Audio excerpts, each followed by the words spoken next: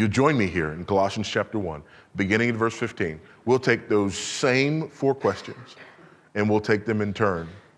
And we'll see what the answers are and how they differ from secular humanism.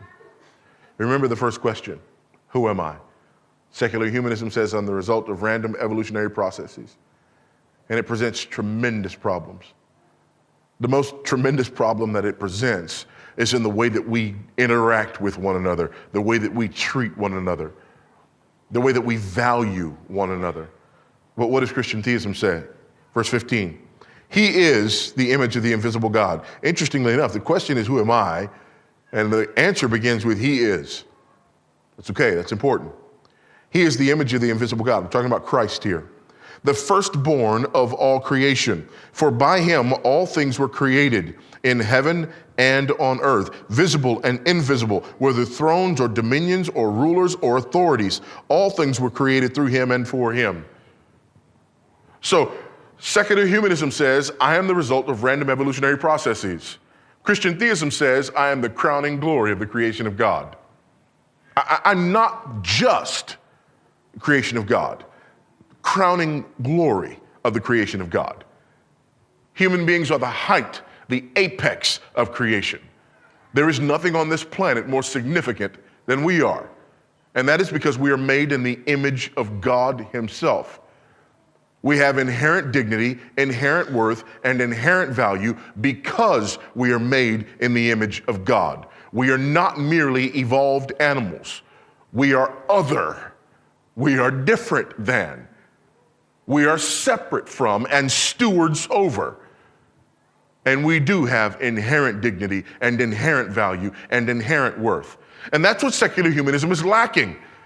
However, secular humanism tries to operate in accordance with this principle from our worldview. And we want to tell little Johnny, Johnny, you don't mistreat little Susie. Why? Why shouldn't I? What answer could secular humanism possibly come up with? Christian theism has an answer. Because she's made in the image of God. Now, this is very important on a number of levels when you think about issues of our day. First of all, when you think about individuals who are vulnerable among us, those at the beginning or at the end of life, this issue is crucial. Secular humanism has no problem destroying, through abortion, those at the beginning of life who can't speak for themselves, or destroying through euthanasia, those at the end of life who cannot speak for themselves.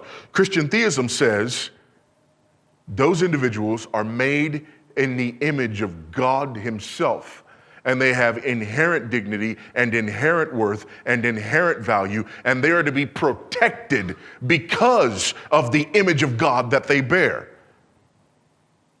And so secular humanism goes on destroying and not valuing. And Christian theism doesn't allow that. Not only individuals at the beginning or at the end of their life, but also individuals who have difficulties, frailties. So the woman goes into her doctor, and the doctor wants to do screening. And the doctor does screening and comes back and says, your baby has a chromosomal disorder and will likely be born with Down syndrome. In many parts of the Western world, in 90% of those cases, that's a death sentence for that baby because they're going to be born with Down syndrome. Because we say an individual with Down syndrome is not worth being born. Or individuals with other maladies and difficulties. We say, you're not worth being born.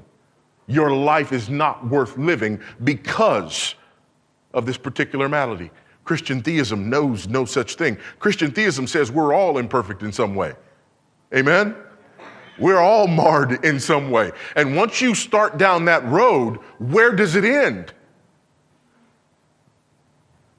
That individual, though imperfect, is made in the image of God.